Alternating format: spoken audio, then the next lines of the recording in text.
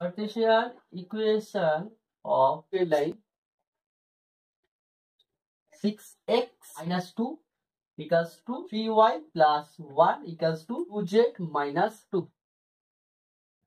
तो express course बोले दिलो कि express symmetrical form x minus x1 divided by m equals to y minus y1 divided by m equals to z minus z1 divided by m.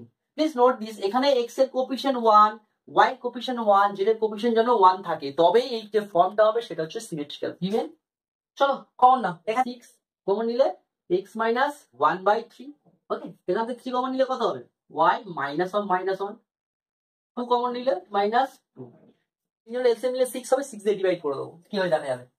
6 দিয়ে divide করলে কি পাবো, x minus 1 by 3 divided by 1 equals to y minus 1 divided by equals to z minus 2 divided by 3, which is a symmetrical form.